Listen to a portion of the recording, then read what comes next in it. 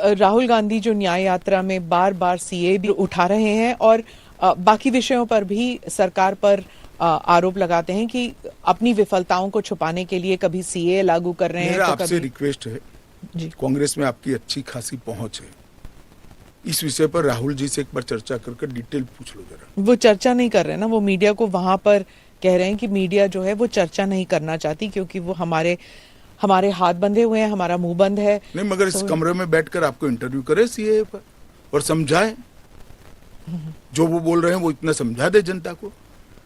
राजनीति के अंदर आपके निर्णय को जस्टिफाई करने की जिम्मेदारी आपकी होती है। जैसे मेरी सरकार का फैसला ऐसी है, इसके बारे में मेरी पार्टी के तर्क, मेरी गवर्नमेंट के तर्क और क्यों ये देश के हित में है मुझे समझाना पड़ता है।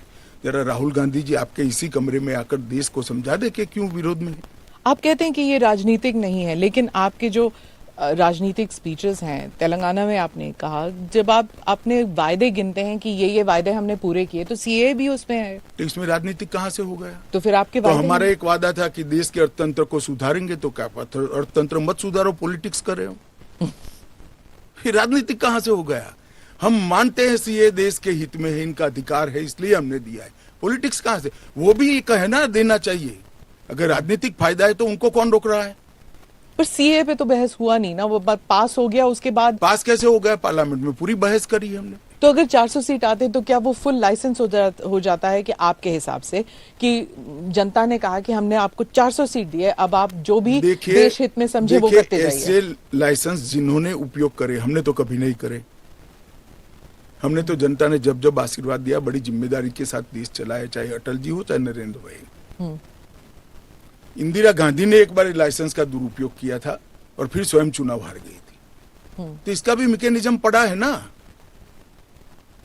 जो लाइसेंस का दुरुपयोग करेगा उसका भी मैकेनिज्म है। हमारे 5 साल के बाद पब्लिक के सामने जाना है, यहां समाप्त नहीं हो जाता है। ये आप कह रहे हैं, लेकिन जैसे फॉरेन मीडिया को अगर आप देखें, वो कह रहे हैं कि एक के बाद एक जो आपने किया, चाहे ट्रिपल तलाक हो, 370 हो, सीएए हो। एक सेकंड, फॉरेन मीडिया को पूछे उनके देश में ट्रिपल तलाक है क्या? नहीं है। उनके देश में मुस्लिम पर्सनल लॉ है क्या? उनके देश में एक भी स्टेट में 370 जैसा प्रोविजन है क्या? फिर हमारे में हिंदू लॉ भी तो है, सक्सेशन लॉ है। इसका नाम हिंदू लॉ है, वो देश का नागरिक कानून ही है। फिर मैं उसी सवाल पे आती हूँ, चाहे सीए हो, यूसीसी हो, या यूसीसी नहीं, सीए हो, या फिर 370 हो, ट्रिपल तलाक हो, ये सब आपकी मेजॉरिटी की वजह से ये सब स्मूथली हो गया। अगर आप 400 लेकर आते हैं तो फिर तो कुछ और ही हो सकता है, इन द सेंस कि प्रियम्बल तक आप बदल सकते हैं, सोशलिज्म हटा देंगे, सेक्युलरिज्म हटा देंगे। संविधान की रचना करते वक्त ये सारी चीजें बहुत सोच समझकर बनाई गई हैं। तो मुझे बताइए कि जब जवाहरलाल नेहरू जी की पूर्ण बहुमत होती थी, इंदिरा जी की होती थी, राजीव गांधी को 400 सीट मिल गई, तो उस वक्त सब उचित था? नहीं था ना, इसीलिए तो उन्हें हटा दिया गया। तो हम भी नहीं करेंगे, उचित नहीं करेंगे, हम संयम नहीं रखेंगे, सेल्फ डिसिप्लिन नहीं रखेंगे, तो हमें भी बदल देंगे। ये तो कोई तर्क नहीं हुआ।